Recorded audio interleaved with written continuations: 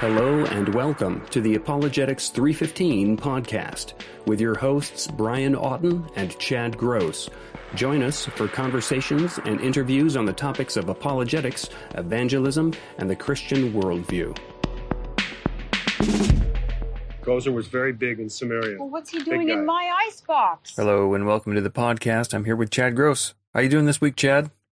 I am doing well. I'm looking forward to interviewing Ted Wright of Epic Archaeology today. I was actually able to meet Ted in 2014, and we've been friends off and on since, just kept in contact. And he's just has a pastor's heart, an apologist's mind, a real clear communicator, and just looking forward to hearing what he has to say about the role archaeology plays in the case for Christianity. Yeah.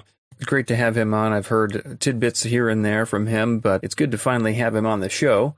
So we'll be asking him questions about, as you say, the role of archaeology. We'll ask him a little bit of questions about the Exodus, different conquests of the past. Maybe if we have time, we'll even ask him about the Samaria and, Gozer and that sort of thing. Gozer was very big in Samaria. I know. Let's go to the interview. Let's get ready.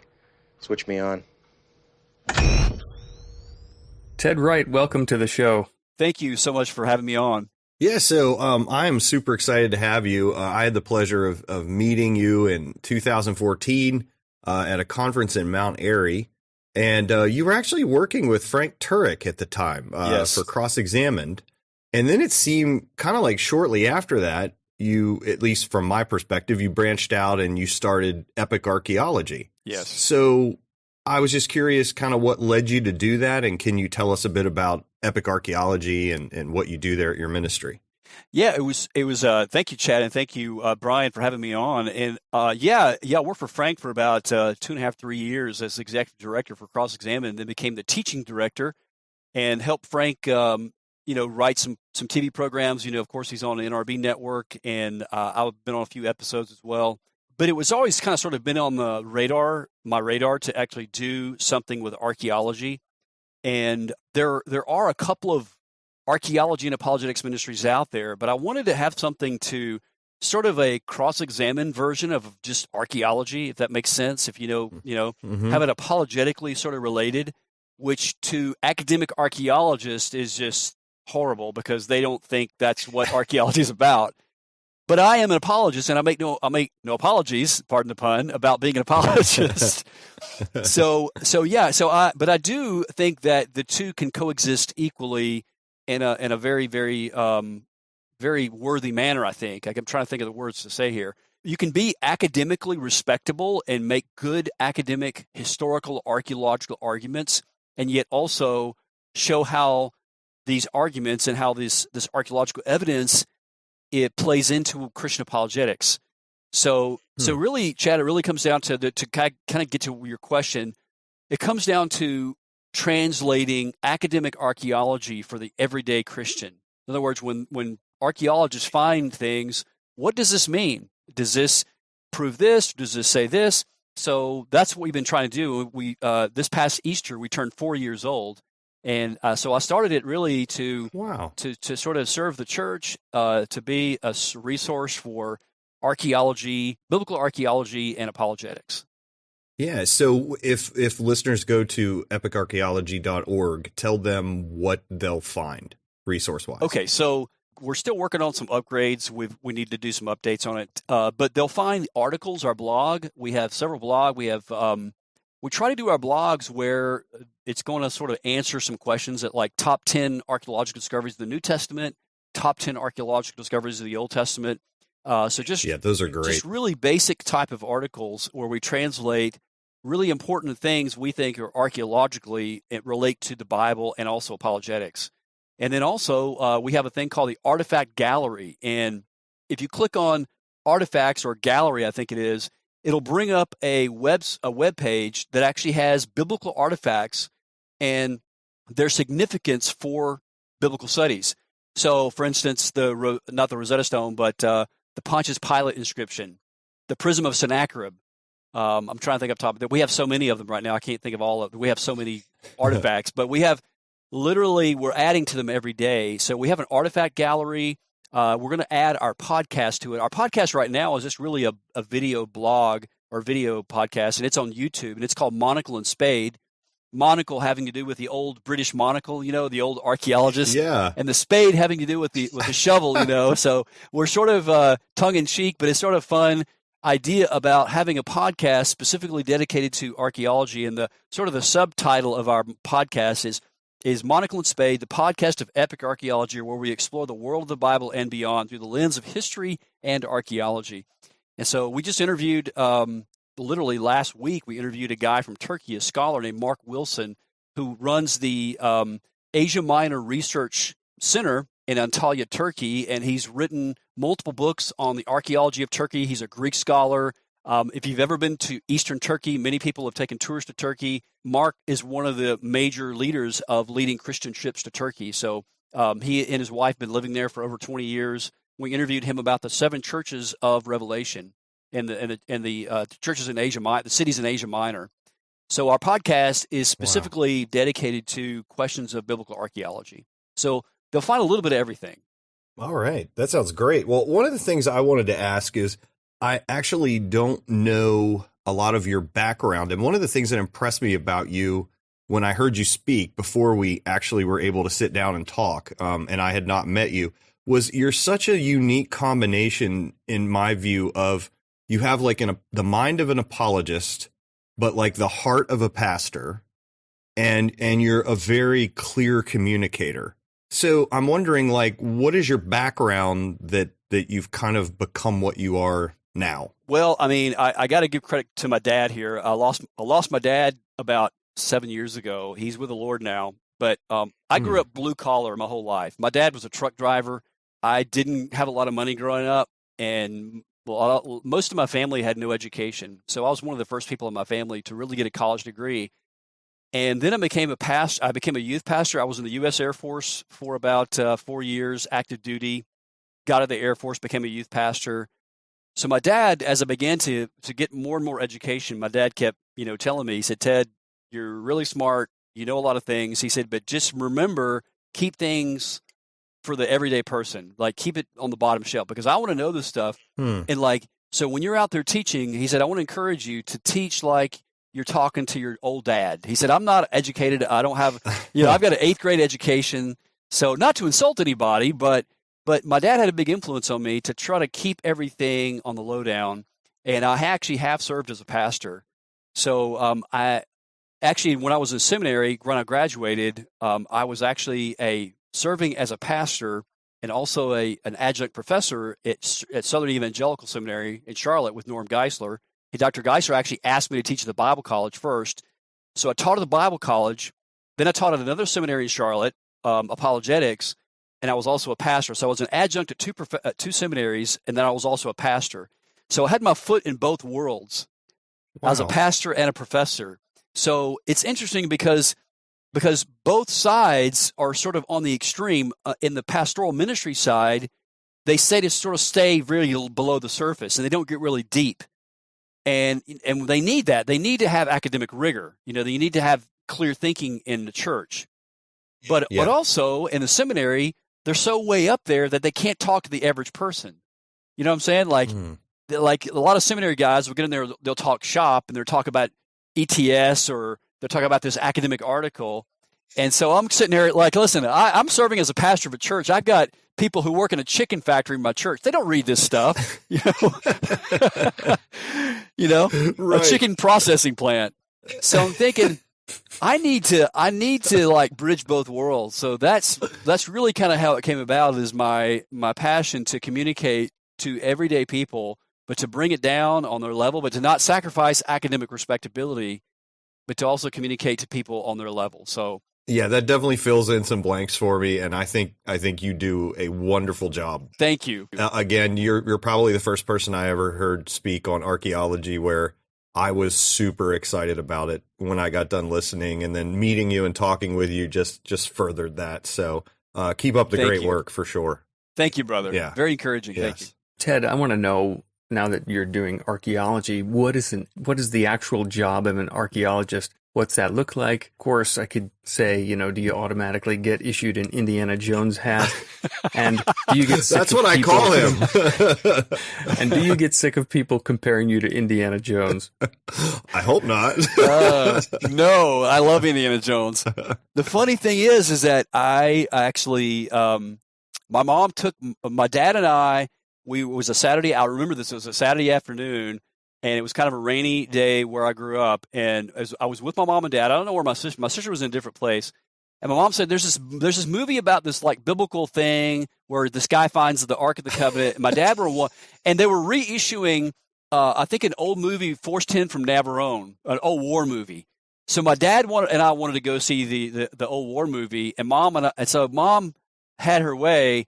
I was blown away. I saw Indiana Jones, Raiders of the Lost Ark. Yeah. I thought, wow, this is incredible. No, so your question, Brian, is a great question. What do archaeologists do? Well, if you're a professor, a full-time tenure-track professor of a school, wherever you are, seminary, university, wherever the case may be, it's a lot of study, research. You're in the books a lot. Most people think of archaeology as being in the field. That's the fun part. But the majority of it is actually in the lab, either in the curation lab or you're in your office and you're publishing your finds. But I think just your question is sort of like, what is an average day of an archaeologist on the field, or maybe when you're doing excavation? So normally excavations are in the summer months, and there are volunteers. You have kids from college, or there are people from churches who volunteer, perhaps somebody listening today right now has been on an archaeological dig, and you can volunteer for free. I mean, well, you pay to go to Israel to dig, but you can actually anybody can go on a dig and have no archaeological experience. But if you're a professional archaeologist, the way I explain a dig is it's sort of like a military operation. You have, and I was in the military, so it's sort of like a chain of command. You have the dig director. And then you have what's called the site supervisors or the square supervisors. And so an archaeological site is divided up into different squares. And so you'll have, let's just say, square A1, A2, A3, A4. And you'll have like lieutenants will be the square supervisors. Then you'll have the people who are actually in the squares doing the actual work. Most professors who are tenured track professors of archaeology, they are either the dig director or they are serving as a square supervisor at a site. And so it's a very organized operation. Everything is done systematically. And the best way to describe an archaeological excavation and what archaeologists do is that it's really sort of glorified trash hunting. It's sort of, when I was an undergrad, yeah, it really is. When I was an undergrad archaeology student, one of my first projects to do field work was we actually had to get permission from a neighbor to get a bag of their garbage. We had to get permission, and then we had to go through. Yeah, seriously, we had to go through their bag of garbage. Yeah, but it's interesting. You can actually discover a lot by someone by what they throw away. You can discover what kind of food they like to eat, what kind of products they use. Maybe you find out something you didn't want to know about them. Right. Brian has something to do tonight now. Yeah, thanks. Dig through the garbage. But there was actually a professor at the University of Arizona. His name is Dr. William Rathje, who actually has a book on this. I think it's a book. It's called the Garbology Project. And it's about basically teaching excavation. So archaeology is a study of the past by studying artifacts. And that's really what archaeologists do. But we study the past scientifically. We do it when we excavate the garbage or the left behind stuff that humans have left behind. It is done in a systematic fashion. So we want to record the three-dimensional context in which these artifacts are found. So now that we're going and digging and finding pottery and pulling it out of the ground, we want the pottery, but we want to know exactly where it comes from in the three-dimensional context of the site. So the square supervisors are in charge of the people in their excavation, and every little piece of pottery will go into a bucket, and that bucket is labeled and numbered and exactly where it was discovered in that square. And at the end of the day, we go back to the headquarters or wherever we are, and we have a pottery reading. And there will be a team of archaeologists. They're called ceramic typologists or ceramicists, who are experts in reading pottery. So just like today, we have scholars who know how to read Greek and Hebrew and Aramaic. we have archaeologists who know how to read pottery. So so knowing how to read pottery, just like in any other language, there is a grammar and a syntax for understanding that language. In archaeology, there's a similar grammar and syntax. So you have to know what kind of pottery you're looking at, what it dates to, and so there is an art to it and a science to it as well. So that's sort of a day in the life of an archaeologist. And then once you get that and your season is over with, you take all that data that you gathered for the excavation back to the university, and then you compile it together with your team, and then you as the dig director or the professor are then responsible for publishing that in an academic journal for other archaeologists to discover. Sounds a lot less like whips and, ancient cults and all that stuff, And but meanwhile, you didn't mention the Nazis are chasing you while you're doing this. Exactly. I mean, you didn't mention the high pressure stakes that are going on while you're doing this. I mean, I will say this though, guys. I just shared this morning. I was teaching at a church here in Chicago, and I shared with my class this morning. We're doing a 4-part series on biblical archaeology. And years ago, when I first taught biblical archaeology, Dr. Geisler asked me to teach Old Testament survey, Norm Geisler, I was mentored by. And then about a semester or two after that, I taught a course in biblical archaeology. And I remember saying this to my first class. I said, class, archaeology is not like Indiana Jones. It's nothing like the movies. Well, I have to amend that now. Actually, after having said that about 20 years ago, it sort of kind of is in some instances, actually. Because in 2019, I was in Eastern Turkey, and I'm actually involved with a project there, a survey project in Eastern Turkey, and I was in a city called Dogobayazit, which it's hard. It took me for like 4 days to learn how to even say that name. When you see it spelled, you're like, what is that? But there's 2 cities in Eastern Turkey on the border of Iran, just south of Armenia, and 2 of my Turkish friends wanted to take me out for tea. They drink tea there. It's not coffee, it's all tea. So I'm walking down the streets of Dogobayazit, and I am the only Westerner, like, for probably hundreds of miles. And it's sort of unnerving when you're looking around and you're thinking, man, anybody could just grab me and just, But it was so cool to be there. And I saw we were walking down the street. We were going to the tea shop, and I saw a meat market. And I'm not kidding, Chad and Brian. I'm not kidding. There was a live cow tied up outside the meat market. Talk about fresh meat. So, I was thinking, wow, I am not in Kansas anymore. Oh man. But it was awesome. It was really cool. And also we visited a Ottoman palace that overlooks the valley of Mount Ararat in Eastern Turkey. And the palace is called Ishak Pasha Palace. And it sort of looks like that palace in the Indiana Jones movie. Remember, what was the palace called? Pankot Palace, where they ate the monkey brains. Yeah, the Temple of Doom. Yeah. It looked like that palace. I'm not kidding. And we were there visiting with a university through a Turkish university in the area called Ibrahim Çiçek University. And because it is in a very sensitive area, the local government sent the Turkish military to sort of just gather around us to kind of keep. So we're walking in the palace, and I can send you a picture. There's like literally guys with whatever the guns are basically surrounding the top of the palace with machine guns. Wow. And I'm like, okay, this is I feel a little better now. Yeah. Did you get your fedora out? Or were you? Yeah, I had to get it out, and the whip. Oh man. Yeah. That is cool.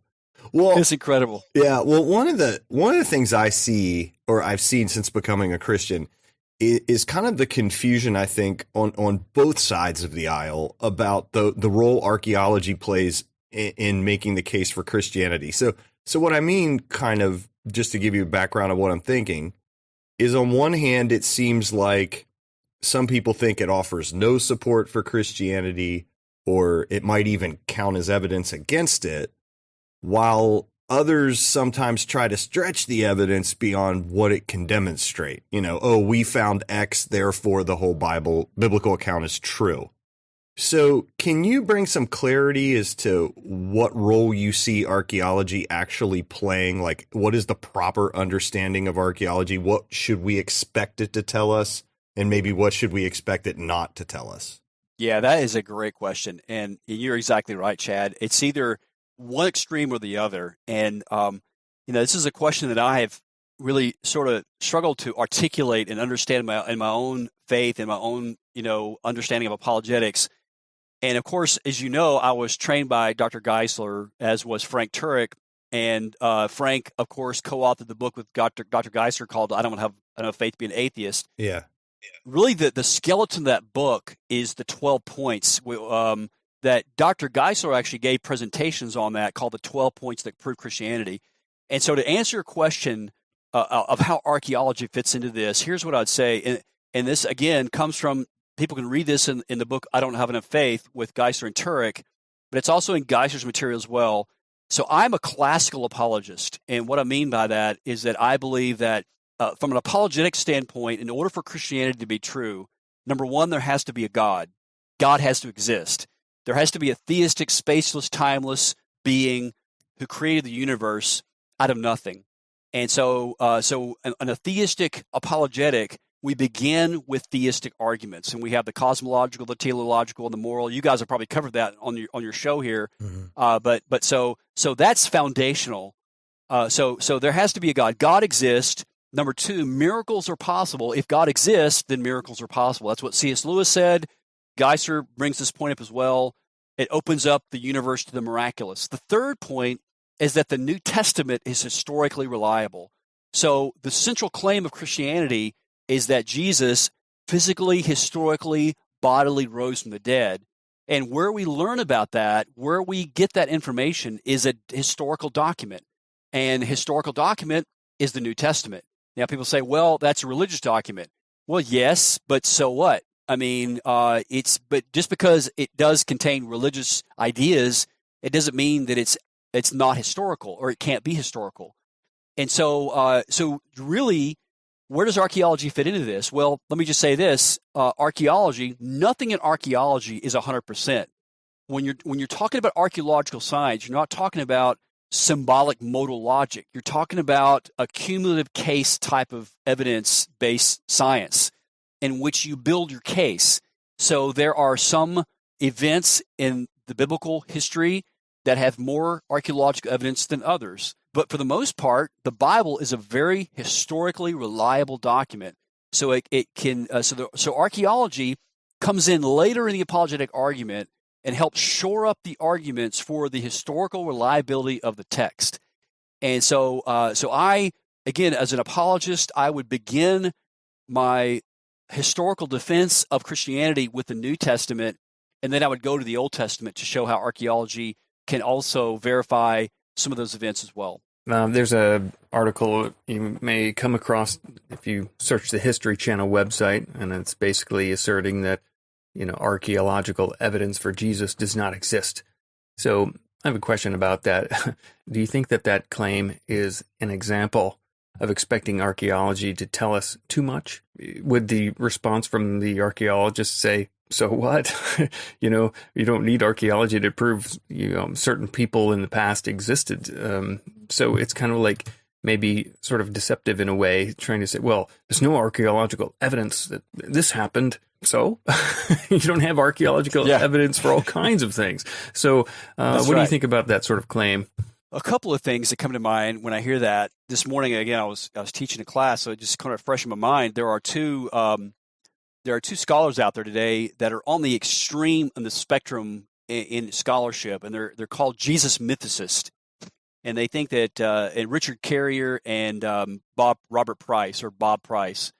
And I actually debated Bob Price on the Justin Brierley program on Unbelievable on the Exodus. That's a whole separate thing. That was a great debate. Thank you. But Bob and Richard Carrier also don't believe that Jesus ever existed. Well, here's the thing. Even Bart Ehrman doesn't hold to that view. I mean, the most liberal New Testament scholar today at UNC Chapel Hill does not believe that doesn't hold the view that Jesus never existed. So my answer to, I guess, Brian, is that sort of an outlandish claim to say that Jesus never existed or there's no archaeological evidence that Jesus existed. Yes and no. I mean, there is no direct archaeological, but we do have tons of historical evidence. We've got Josephus, we've got Tacitus, the early church fathers who are writing about this. So we've got a lot of historical sources. We have early attestation. Again, we have Josephus writing in the first century during the time of the eyewitnesses. Taken together, I think there's a really strong case that Jesus did exist historically. Do we have direct evidence that Jesus existed? No, we don't. But in the same sense, also, we're not fideists. Our faith in Christianity is not in faith. Our faith is in an object, and the object of our faith is the historical bodily resurrection of Christ, which is actually recorded to us in a document in the New Testament. And if that document can give us historically reliable information, then we have very good reasons for trusting and believing that what we read about in the Gospels actually really did happen. And in the New Testament has an incredible track record. And in fact, I would even say, guys, and we haven't got this yet, that the majority of the discoveries in archaeology in the New Testament have been discovered by people not setting out to prove the Bible. These were accidental discoveries that were not accidental, but they were discovered and like, oh, well, this actually shows the New Testament's reliable. For instance, Pontius Pilate. Pontius Pilate was found in 1961 by Italian archaeologists excavating an amphitheater in Caesarea. They didn't set out to prove the Bible, but here we have extra biblical evidence that Pontius Pilate existed. And then also we have his signet ring was discovered. It was actually excavated in 1968 by Israeli archaeologists working at a place called Herodium, which is overlooking the ancient city of Bethlehem. And Herodium, there's a couple other things about Herodium too. They actually found the signet ring of Pontius Pilate, which is significant because we know that Pilate became the friends of Herod Antipas. I think it was Antipas or Agrippa. I think it was Antipas. I always get those confused. After, during the trial of Christ. And so we know that that was the son of Herod the Great, and he would have done official Roman business very likely at Herodium, which is a palace fortress of Herod the Great. So it's significant that we find the signet ring. We've got the signet ring of Pontius Pilate. And then in 1997, an Israeli archaeologist by the name of Ehud Netzer, probably one of the best scholars in the Herodian period in the New Testament, an Israeli scholar by the name of Ehud Netzer, and he spent his entire life studying the architecture and the building of Herod the Great. Josephus tells us that Herod was actually buried at Herodium. He got really sick. He went to his winter palace in Jericho, and then Josephus tells us that he went back to, he actually died at Jericho, and they took him back to Herodium, which is where he was buried. So in 2007, Ehud Netzer discovered the mausoleum of Herod the Great. And not only the mausoleum, but his coffin, his coffin where he was buried. And it is pretty certain that this is the coffin of Herod the Great. In fact, just a few months ago, I had Dr. Jody Magnus, who's a professor of New Testament archaeology at UNC Chapel Hill, who's also a colleague, incidentally, of Bart Ehrman. And Jody said, in fact, she's got an article on this, Jody Magnus said, and I agree with her on this. In fact, when I read about this, I thought, this is huge. I don't know why this is not getting more press, but she says, this is from her own words. You don't take my word for it. You can listen to what she said on my podcast. She said that the discovery of Herod's coffin is the greatest discovery in archaeology in Palestine since the discovery of the Dead Sea Scrolls. Wow. Yeah, and that's what Jody says. And she's, to my understanding, I don't know what her faith commitments are. I think she is a practicing Jew or she's involved in Judaism in some way. But it's huge. I mean, so we have a major figure in the New Testament that we have found his coffin. And, of course, that's just the tip of the iceberg. Again, these were discovered by Israeli Jewish archaeologists not setting out to prove the Bible. So critics can't say, well, this is found by Christians trying to prove the Bible.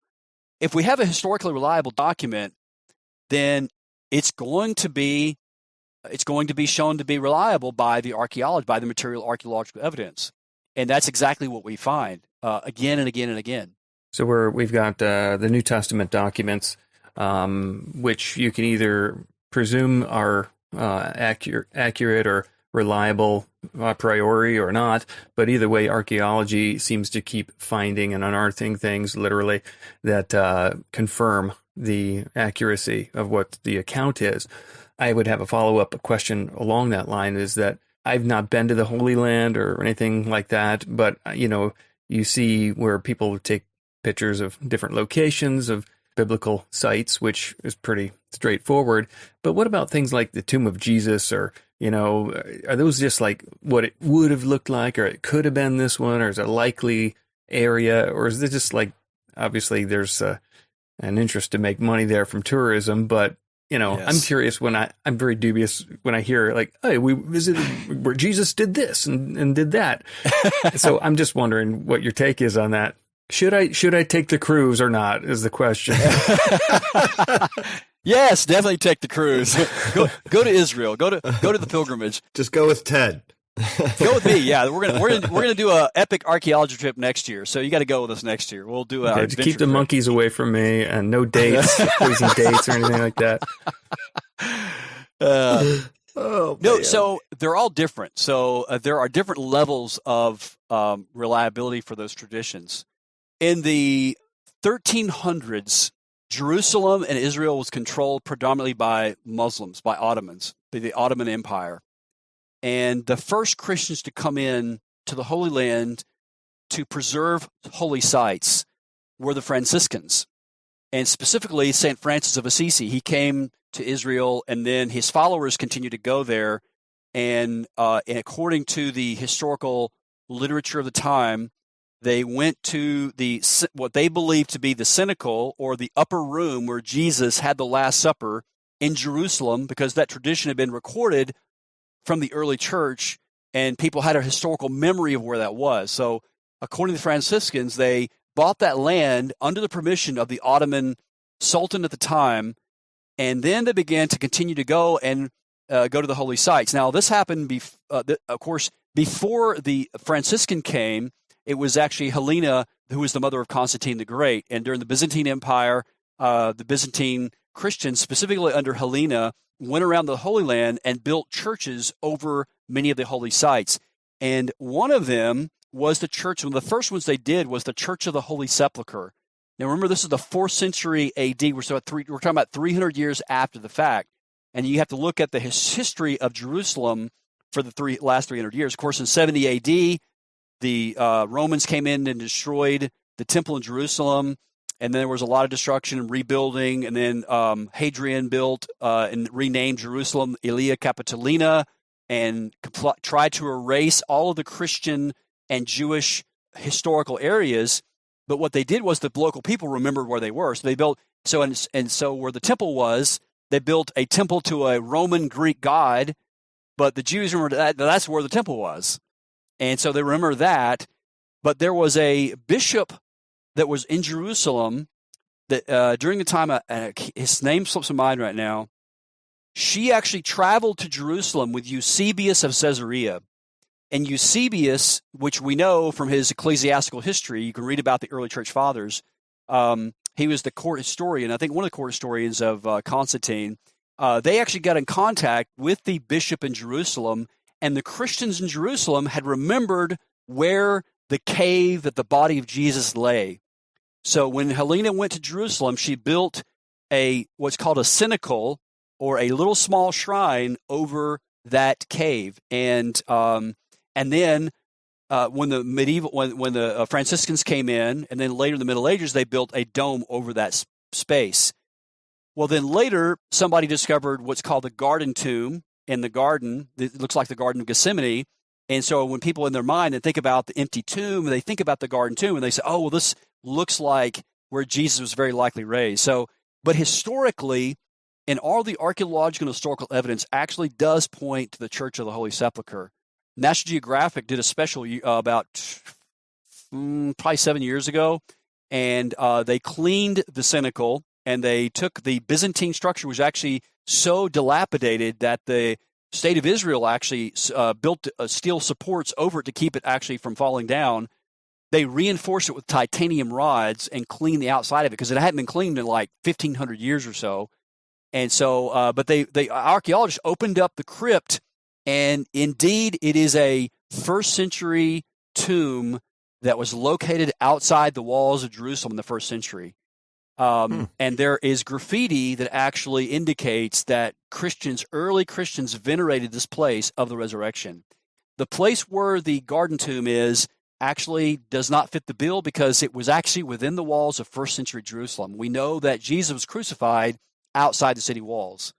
And so the Church of the Holy Sepulchre, even though today it is in Old Jerusalem, in the first century, it was outside the city walls. So I've asked multiple archaeologists, friends of mine, and they all agree that most archaeologists who understand the history and the archaeology of it, the Church of the Holy Sepulchre is very likely the place where Jesus rose from the dead. Wow. So, cool. Yeah. That is really cool. And I was there back in 2014. I remember actually it was on a Saturday, or of course in Israel it's Shabbat, and there were a lot of pilgrims in the area. I had to wait for an hour and a half to actually get inside of it. But I remember thinking, standing in line, looking up at the 13th century dome, I was thinking, this is the place where it all changed. The empty tomb. This is it. Wow. Yeah, it's that awesome. Really cool. So when I was able to hear you speak in 2014, you were kind of offering an archaeological case that supported Moses and the Jewish exodus from Egypt. Can you unpack some of that key archaeological evidence and also why the case for the Exodus and the conquest they stand or fall together? Yes, that actually is absolutely true. So this is a big thing, Chad, and why the Exodus, why is that important? Let me just speak to why that's important in apologetics, and then also for our faith. Why is the Exodus important? Here's why. It is the most important salvific event in the Old Testament. Jesus dies on Passover.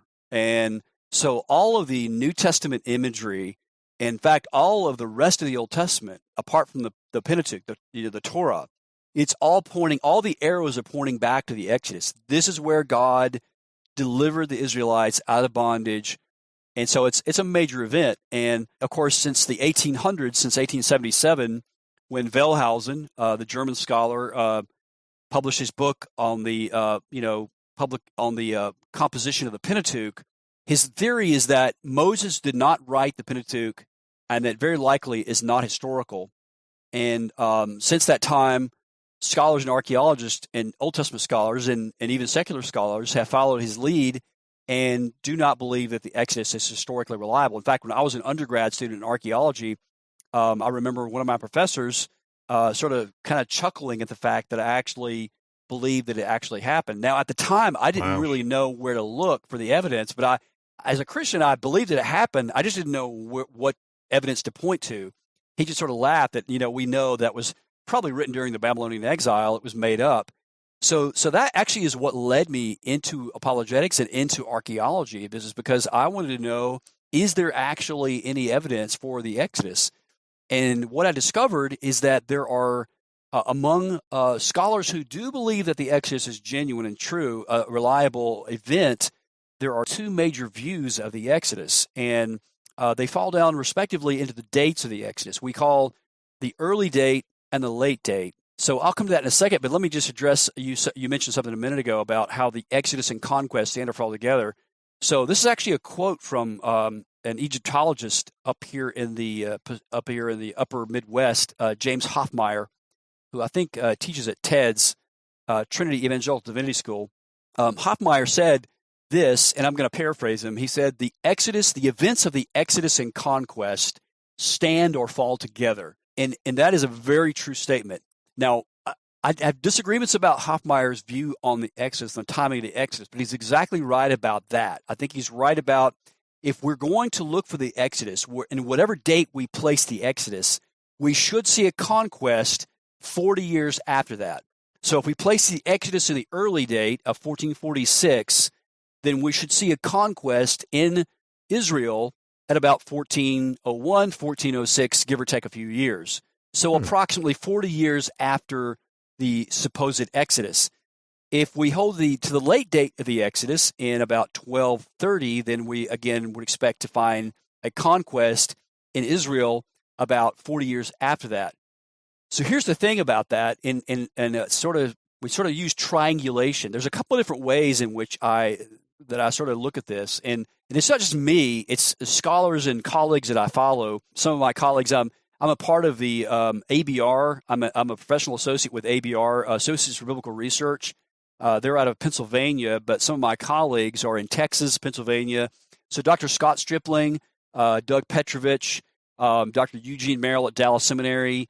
I hold to the early date, and the reason why I hold to the early date, in fact, most conservative scholars do hold to the early date. Now, there are some scholars who also hold to the late date, who try to support, the integrity of Scripture. We just have a disagreement about the timing of the event. So why do I hold to the early date? Why do I think that's the date that we should look at for the Exodus? Well, a couple of different reasons, actually three. The text itself, there's a passage in 1 Kings chapter 6, verse 1 that basically says, and think about this now, 1 Kings 6:1 is narrative. It's not poetic. It's not like Psalms or apocalyptic. This is just chronicle. So there's no reason to round off these numbers. But essentially 1 Kings 6:1 says that in the 480th year after the Exodus, Solomon laid the foundations of the temple in Jerusalem. That date, the laying of the foundations of the temple in Jerusalem, is actually a pretty agreed upon date, even on both sides of the coin. Even early date scholars hold to that. They think that the date is 966 or 967 BC. So that's not controversial. What's controversial is whether or not we take this to be literally true or not. Do we take the 480 years to be a literal 480 years, or is it a rounded off figure? That's why I take it to be literal. I don't think there's any. I mean, again, I'm not against it being a figurative number, but there's no hermeneutical reason to take that as a allegorical or a rounded off number. It seems to be pretty straightforward. So when you look at that, when you look at the 480 years and you do the math, that places the Exodus in about 1446 BC. So that then puts us into about the 18th dynasty of Egypt. And then this gets into another little tangled web of weeds in Egyptology about the chronology of Egypt that has to do with a low chronology and a high chronology. So among Egyptologists, when they look at the reigns of the different dynasties of Egypt, there are scholars who hold to a low chronology, and there's an adjustment of about a couple of hundred years, give or take, a couple of years. But so the high chronology holds to a particular date of the dynasties, and the low chronology scholars hold to a certain date. So all this means in English is this: that I believe that the Exodus happened in 1446, and that I got to look at this because my brain is kind of fried right now. But I believe I hold to the low chronology, which places the 18th dynasty pharaohs, which means that the pharaoh of the Exodus would be very likely Amenhotep II, who was the son of Tutmosis III. So again, this is not just something I'm pulling out at midair ad hoc. This is scholars there's good academic arguments for this. If people want to read more about this, they can go to Eugene Merrill's book. It's called Kingdom of Priests, A History of Old Testament Israel. Dr. Merrill lays this out historically, chronologically. So the chronology that we're holding to of the Exodus is the early date, which means the Exodus would have happened in 1446 BC. And if that is the case, then we look for, to use a phrase of my friend Tim Mahoney, who did the patterns of evidence, we look for patterns of evidence in the Egyptian record to see whether or not there is an Exodus. And when you begin to put the magnifying glass on the reign of Amenhotep II, some really remarkable things really come into focus. And then specifically not only him, but also there is a specific site in Egypt called Tel el-Daba, which is in the Nile Delta. And that site is where we believe to be the Israelites were located, the primary location of the Israelites. Now, they were probably all around Egypt, but primarily Goshen or P. Ramses, the site of P. Ramses, was actually in a site called Tel el-Daba in the Nile Delta. This is in the, if you see a map of Egypt, people imagine a map of Egypt, the Nile actually fans out into a delta. And so in the eastern delta of the Nile Delta, there is that site called Tel el-Daba, that goes by the name of Avaris, Avaris. And so an Austrian archaeologist by the name of Manfred B. Tack has excavated there for years, and what he's discovered is a very large Semite Asiatic presence at this site that lasts for, get this, guys, about 400 years. Isn't that interesting? This Semite, we'll say, well, how do we know they're Semite? Well, because of the architecture, because of the material culture, because of the pottery, and specifically a 4-room type house that we see, guess what, show up in Israel during the conquest. Isn't that interesting? So this is really cool stuff, and we're just, to use a mixed metaphor, we're just scratching the tip of the iceberg because there's so much stuff. So Amenhotep II, one of my colleagues, Doug Petrovich, wrote an article on this, published in the University of Arizona. It's called the Journal of Ancient Egyptian Interconnections. Petrovich in the article basically pinpoints what he believes to be the 9th year of the reign of Amenhotep II. So what happens is, in the archaeological layer at Avaris, that site goes blank archaeologically, and so then we see this material culture of the Israelites show up in Palestine at specific sites, and so to jump ahead to the conquest, and we'll come back to Egypt in a minute. So there are 3 major cities that were destroyed according to the book of Joshua. When you read it carefully, we talk about the conquest, most people think about the conquest, they think, well, the Israelites went and killed everybody. Well, that's an interesting question in of itself, and Paul Copan has written about this, and, Is God a Moral Monster? It's a great book, but archaeologically and historically speaking, there are only 3 cities that the Bible states that they definitively burned, and that's Jericho, Ai, and Hatzor. And we know these cities archaeologically. We have found them. I haven't found them, but in the past several decades, archaeologists have found Jericho. It's a place called Tel El Sultan. Ai, which we think we've identified with Currid El Makader in the West Bank, and then Hatzor has been discovered as well. And all 3 cities have burn layers in exactly the time of the conquest, about 1406 BC, at exactly when the Israelites are arriving. We also have the Merneptah stele, which was basically indicates that Israel was a people group by the 1230s BC. So this sort of mitigates against as an argument, archaeological argument against the late date, because the Israelites are already in the land by 1230. So if the Exodus happened in 1230, why are they in the land at 1230? Doesn't make any sense. This actually indicates the time, we believe, of the Judges period. And then also you have the Amarna letters, which were a series of these are ostraca, which are a piece of pottery with writing on them. And these are the Canaanite city-states. So when the Israelites went into Palestine, when they went in to invade the land, these were occupied by the Canaanites. And the Canaanites had a political alliance with Egypt, specifically Amenhotep IV, who is known as Akhenaten, who people maybe know as the heretic king, who tried to get Egypt to worship one god, the god Aten worship. And so these Canaanite city-states in the Amarna letters are writing to Akhenaten to send help because these Habiru are overrunning the land, and we cannot, they're going to take our land. And so they're calling for help from Egypt, but he doesn't answer. He never answers them. So we think this is indicative of the Judges period. So when Joshua, they take the 3 cities, then we go into the period of the Judges, and the Israelites are continuing on in the conquest. That's sort of a 30,000-foot view of the Exodus and conquest. And if you guys want to dig into any of the details, we can. But that's just off the top of my head.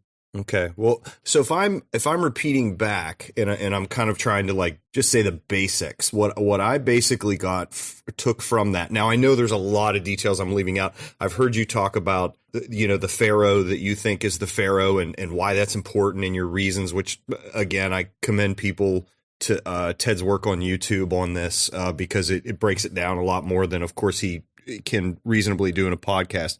But essentially what I hear you saying is if we take the date for some of the reasons you mentioned of 446 BC of the Exodus, and then we look at the archaeological evidence that we have for the conquests, then they fit together really nicely. Yes, that's exactly right.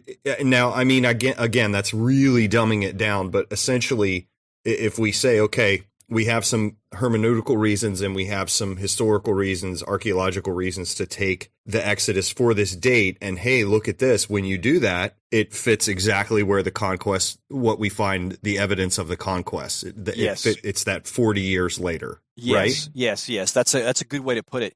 And on the flip side of the coin, on the other view, they would vehemently disagree with this because, and here's why. Because our understanding of specifically Jericho goes against traditional scholarship. It takes a little bit of explanation. So in the 1930s, Jericho was excavated by a British archaeologist by the name of John Garstang and a team from here in Chicago from the Oriental Institute.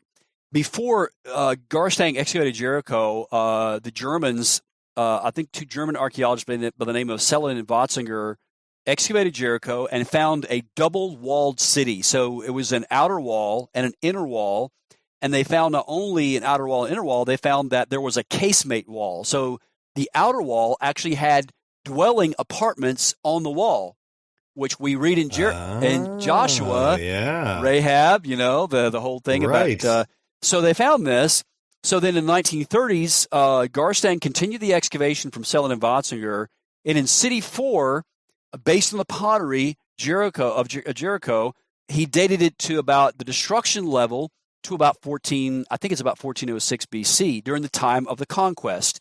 Well, about 20 years later, another British archaeologist named Kathleen Kenyon comes along, and she then continues to excavate Jericho, and she then adjusts Garstang's dating of the destruction of City 4 to 20 or 200 years later.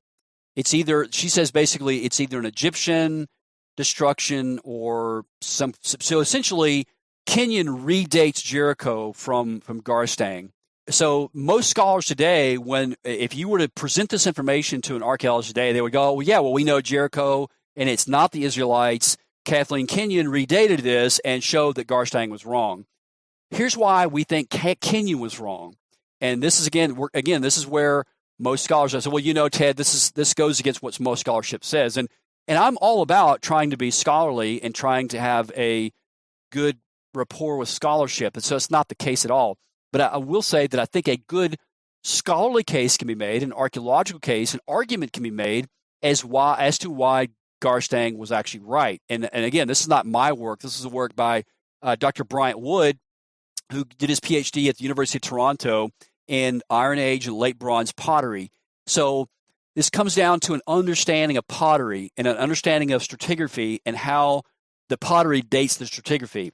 And for the listeners, I'll try to make this as simple as I can. So when you find a particular kind of pottery at a particular strata or layer, it's going to date that layer by that pottery. Well, there was a particular kind of pottery at Jericho called Cypriot bichrome pottery. Cypriot means it's made in Cyprus. There were two kinds of Cypriot pottery in Israel at that time. There was locally made Cypriot pottery, and there was imported pottery. So imagine your wife wants to get some really nice dinnerware from Neiman Marcus, but you can only afford Target. So you go to Target, you get the cheap stuff. True. So that's kind of what's going on. And whenever we find the locally made Cypriot pottery in Israel, it dates to the Late Bronze Age. This is not true at Jericho. This is also true at Hatzor and many other locations. So whenever you find locally made Cypriot pottery, it dates the layer to that time.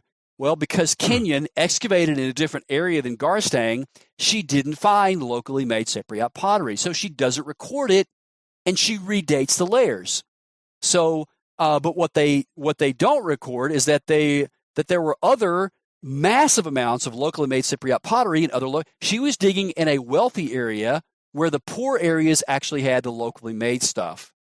So Bryant Wood actually interviewed one of the doctoral students of Kathleen Kenyon, who's now an older gentleman, and asked him why didn't they record all the abundance of late Bronze Age Cypriot pottery? Why didn't they include that in the excavation report?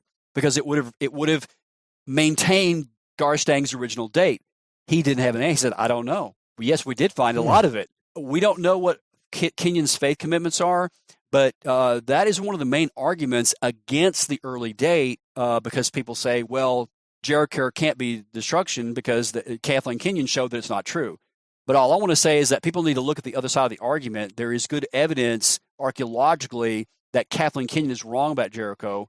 So again, coming to this angle with the Exodus and Conquest standard all together, if the Jericho was destroyed in late Bronze Age, that means that these are Israelites.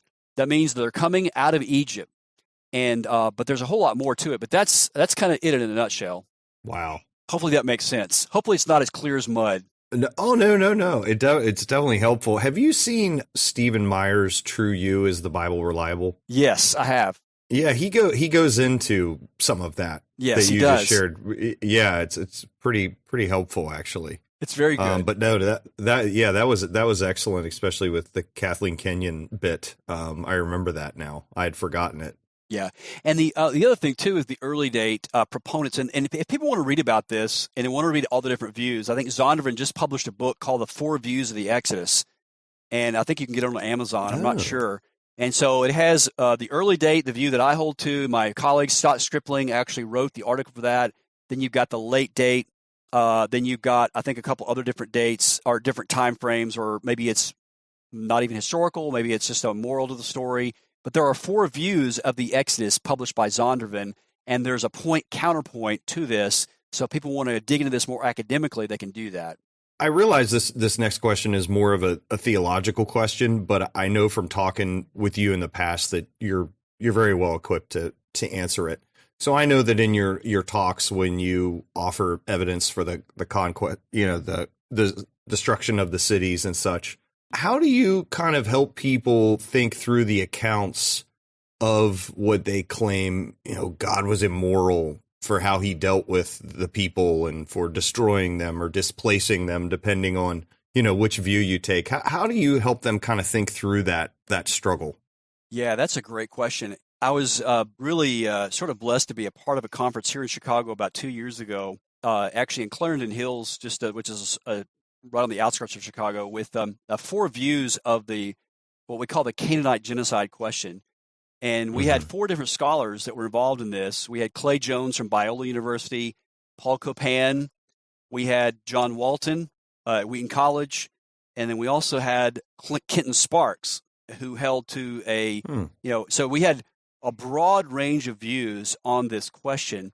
I sort of straddle between Clay Jones and Paul Copan on this. I think, yes, some of it is hyperbolic language, but I think it's also true. And that's sort of, I say, Ted, that's kind of contradictory. Here's why I say that. Because of what we know from the Canaanites in their material culture and in the historical record, they were practicing child sacrifice. They were doing great evil. And God basically commanded them to go in and to drive them out. The word is harim, to drive them out of the land and to clear the land. And so people today, from an apologetic standpoint, think about this today. I mean, there's a lot of evil that goes on in the world, like ISIS. Let's take an extreme example of ISIS or a terrorist group. Now, let's say they're wreaking havoc in a certain area of the Middle East. They're cutting people's heads off and killing people's kids and doing just horrific things. Well, people would be upset with that, rightfully so, and they'd want God to do something about it. Well, that was what was going on in Israel 3,000 years ago by the Canaanites. They were practicing idolatry. They were practicing child sacrifice. They were doing wicked things. So God decides to do something about it. That happened to coincide with his people coming out of Egypt. So he has them drive them out of the land. So God does do something about it. But consequently, when the Israelites began to sin against God, he also sends judgment against them as well. So that's kind of how I would answer it. And we see this in the archaeological record. It's interesting because I actually had John Walton in my breakout session. I was a little nervous because I don't agree with some of his views, but yes. And I love Dr. Walton. He's great. He's a brilliant scholar, and I told him so. I love his. I've got multiple books of his, but I hold to a historical exodus, and I think it happened in the early date.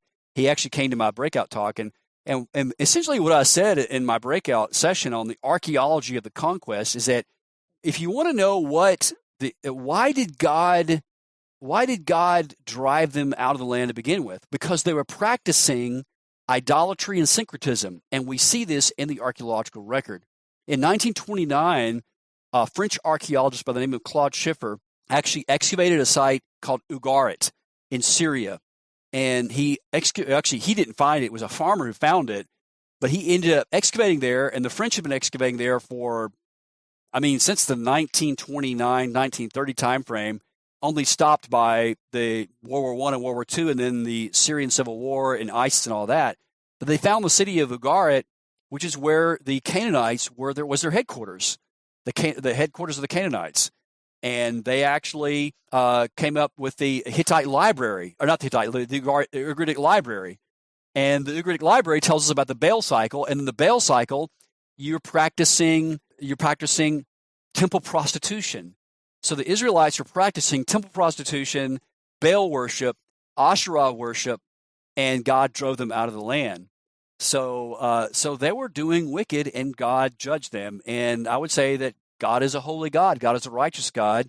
And when God decides to do something about evil, then he can do it, and he can use nations. And we see him using nations to judge other nations. And I think that was the case with the Canaanites. Now, it's not to say that God did save them too. And God saved Rahab and her family. They were Canaanites. And God, in fact, when you look and carefully read the Old Testament, even though God did come to the Israelites and to Abraham and his family, anybody could come to God, to Yahweh, and be saved for mercy. So salvation was open to all people. But God was a holy and righteous God, as he is today, and God did judge nations when they went astray spiritually. Yeah. One of the things you did with me that was really helpful is that you basically said that something helpful to do when you're talking with someone who's struggling with that passage or passages like that, to say, hey, here's a view that somebody like Clay Jones, and you actually sent me Clay Jones' paper on it, which was great. And what we would call, I think our friend Kenneth Samples would call it the judgment view, Yep.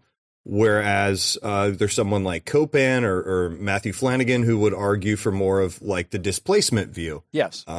Either one of these views are, reasonable and within orthodoxy, and check them out and see which one you think best explains it, Exactly. And that was really helpful for me because at the time I felt like, I've got to be able to explain this completely. And after you've thought that, I thought, oh yeah, like, that is the best way to do it. Just say, hey, here's some real orthodox, fair ways to understand it, and check them out and see which one you think's best, most compelling. So that was really helpful for me. Awesome. Yeah, it's all you can do. It's just, give people the options within orthodoxy, and people are going to make their own mind up. But I think we have to maintain at least the historical reliability of the text, that the Bible is giving us a historically reliable account.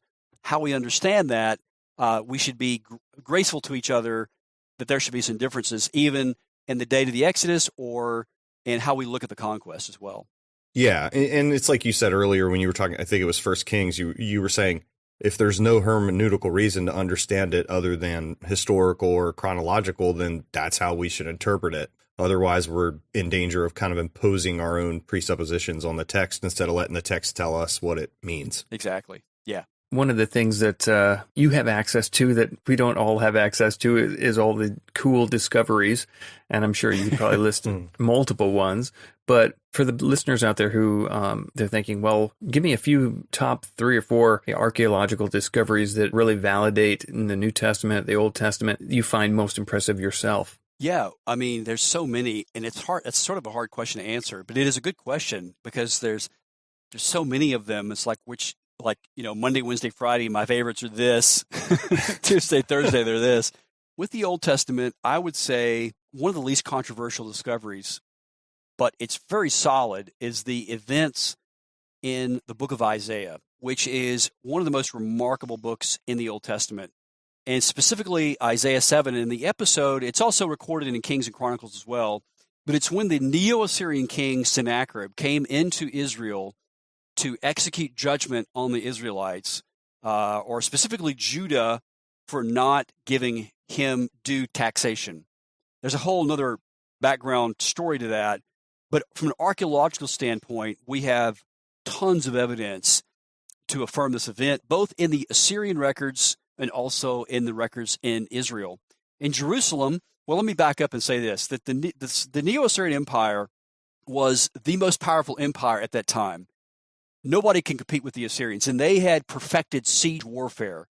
At this time, cities were built with huge walls, and there were multiple gates, like a multi-chambered gate, like not just one gate, but like 3 different doors to get through the gate, and multi-chambered walls with turrets on it, which you could pour down oil. You had your archers on the walls of the city. But the Assyrians had perfected siege warfare, and they actually had siege machines. They had these huge devices that actually had battering rams that would batter down the doors or batter down the walls of the city. They had archers, and they were just very, very brutal, and they were really good at what they did. So they would threaten that if you did not give them what they wanted, that they would threaten you with basically deportation. And they would take your citizens off to build their cities and to build their monuments and to enslave them. But if you didn't, then they would destroy your city and kill everybody in the city, behead them, whatever. So this happened. There was actually a episode in Isaiah chapter 7 in which Isaiah the prophet, it was Ahab, gets word that the northern kingdom had made an alliance with Syria, and there was this alliance in which they were going to come into Judah and depose Ahab and take him off the throne and destroy Judah. So he goes to Isaiah the prophet and says, this is going to happen. I'm afraid. The people are afraid. What should we do? Isaiah basically tells him it's not going to happen. You're not going to go into captivity. You're not going to happen. So in the meanwhile, we read in Kings that under the table, Ahab is playing footsie with the Assyrian king Tiglath-Pileser III and giving him money to protect him from their northern neighbors. And so, sure enough, he does this, and Isaiah, in response, in Isaiah 8 says, well, that's fine. You're going to trust in the Assyrian king to protect Judah? Not only is he going to, yes, he's going to take care of your enemies, but now Assyria is going to come into, they're not going to stop in the north. They're going to come down into the south, and they're going to take you off into captivity, and they're going to destroy you as well. And that's exactly what happened with the grandson of Tiglath-Pileser III, a king by the name of Sennacherib. So Tiglath-Pileser III, I believe his son, if my memory serves me correctly, is Sargon II. But essentially, they did take off the northern kingdom into Assyrian deportation. I'm going to cut to the chase here and basically get to Sennacherib. Sennacherib Prism was discovered at Nineveh. The Germans discovered Nineveh in the 1800s, 1880s, 1890s, excavated the site. They found the palace walls that actually had the entire episode of when the Assyrians came into Israel, sacked the city of Lachish, destroyed the city, burned it, and then they also found 3 copies of something called the Sennacherib Prism, or the Annals of Sennacherib, that's actually here in Chicago. One is here in Chicago called the Oriental Institute Prism. One is in the British Museum called the Taylor Prism, and another one, I think, is in Jerusalem. So there are 3 copies of this. So Sennacherib had 3 copies of this, and essentially what it says is that he was the great king of Assyria, and that he came into Judah, destroyed Lachish, and he had Hezekiah basically caged up like a bird in Jerusalem. He doesn't say he actually took Jerusalem. It says he had him caged up like a bird. So essentially the Assyrian record and the biblical record are saying exactly the same thing. And not only that, we have this inscriptional evidence. We also have evidence at Nineveh of the besiegement of Lachish. We have the archaeological site of Lachish, where there is still Assyrian bronze arrowheads and sling stones at the site today. It's been excavated. We have ample evidence of that. And then in Jerusalem, after Sennacherib took Lachish, then he turned his sights to Jerusalem because the Assyrians were actually down in the southern coast of Israel on the Philistine plain because they had occupied the southern part of Israel. So in order to come to Jerusalem, the main road going north to Jerusalem, Lachish guarded the main road. And it was reinforced many years before by King Solomon. So first they destroyed Lachish, then they came to Jerusalem. Hezekiah knew they were coming. He builds a water shaft under the city to bring in fresh water to the city because he knew the Assyrians were going to have them besieged for years, or for months rather, and he actually reinforces the outer walls of Jerusalem that we now know as Hezekiah's Broad Wall. So this is all in the archaeological record. Every bit of it is in the archaeological record. Here we have a prophet from the Old Testament, Isaiah. We have Hezekiah, evidence for him. Back in just a few years ago, in fact, she just passed away, Dr. Elliot Mazar, excavated in the Milo in Jerusalem in the Old City, found, get this, guys, the bulla or the seal of Hezekiah. 3 centimeters away, she found a seal of Isaiah the prophet. Literally, wow. We've got the signature of the prophet Isaiah. So that's just off the top of my head. That's my favorite Old Testament stuff. Wow. Wow. Isn't that cool? Wow. So we have a prophet 700 years before Christ was born. The archaeology is solid. And this is not even controversial. This is just like, I think most archaeologists say, yeah, you can't argue with that. That's all true. It's all happened. That is really cool. So that's Old Testament. New Testament, I got to agree with Jody Magnus that I mentioned earlier. The discovery of the sarcophagus or the coffin of Herod the Great at Herodium was really great. That was in 2007. And then back years ago, before that, back I think in the 90s, they found the sarcophagus, or the ossuary rather, of Caiaphas, who was the high priest that presided the trial of Christ. So we have coffins from 2 of the most notorious figures in the New Testament, from the early life of Christ, when he was born, Herod the Great, and then we also have the coffin of the man that Jesus stood before on his trial. And not only that, not only do we have his sarcophagus, or his ossuary rather, there were bones found in the ossuary of a 60-year-old man. And this is from DNA and genetic and carbon-14 test. So that's just off the top of the head in New Testament archaeology.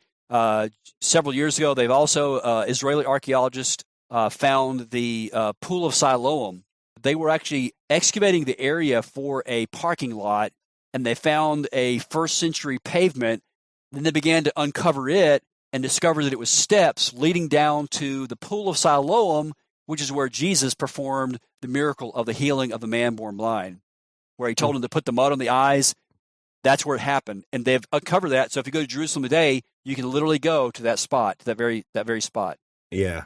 I mean, the archaeology. I mean, even just that archaeology you shared there. I mean, I understand skeptics who say, "Well, evidence like that though doesn't prove miracles happen." Well, okay, we're not saying it does exactly, but what we are saying is you certainly have no grounds for saying these things are myth, or that there is no historical evidence for them, because so you've got to contend with that. And I think when you have the cumulative case of the document evidence and the archaeological evidence and some of the like you mentioned, the arguments for the existence of God and the reasonableness of miracles, it all just comes together to make a very compelling cumulative case. Yeah.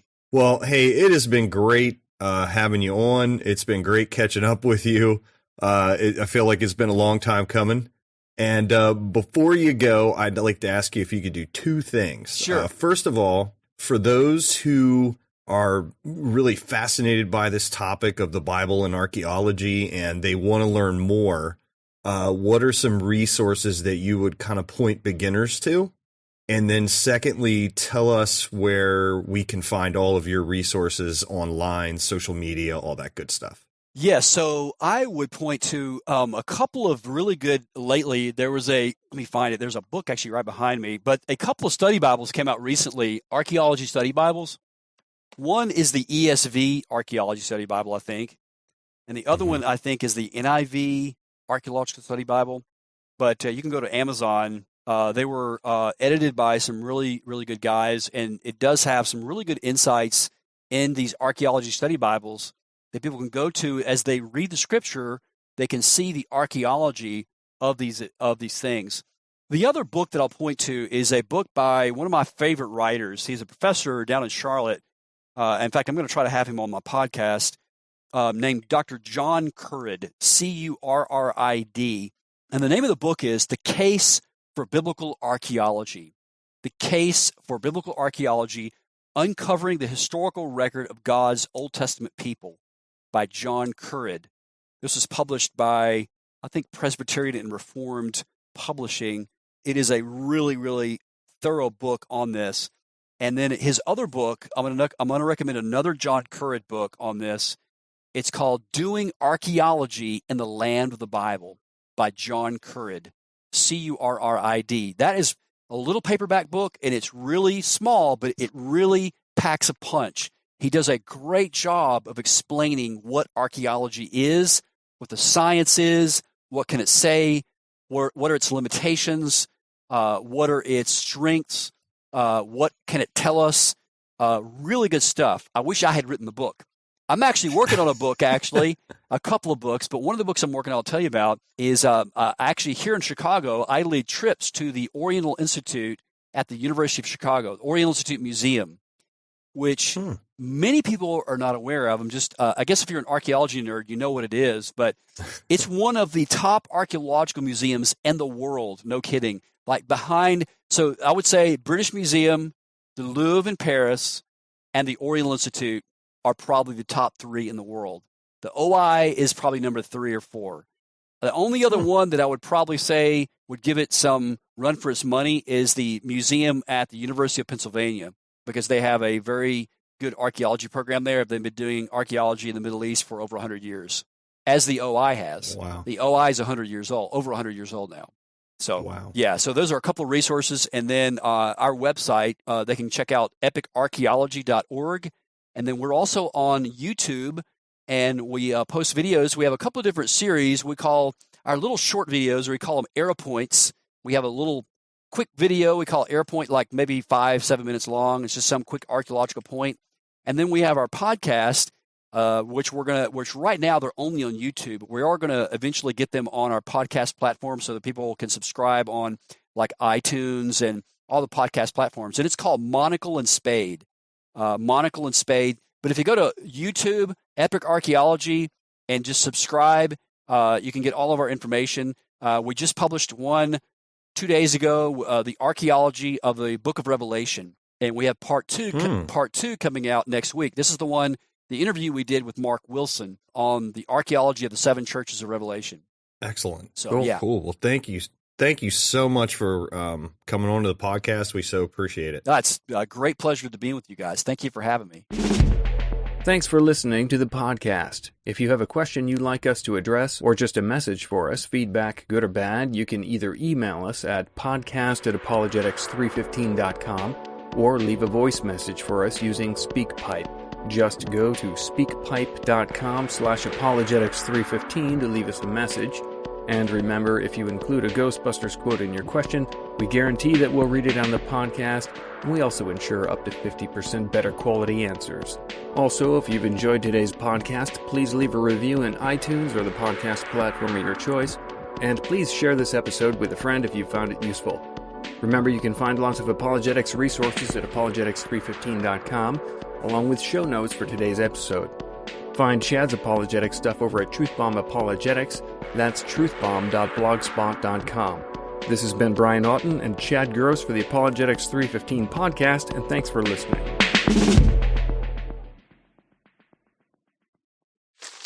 Me, but also you. The Pharaoh fast forwards his favorite foreign film, Powder Donut. Okay, what's my line? The only line I see here on the script is get options based on your budget with the Name Your Price tool from Progressive. Oh man, that's a tongue twister, huh? I'm sorry, I'm gonna need a few more minutes.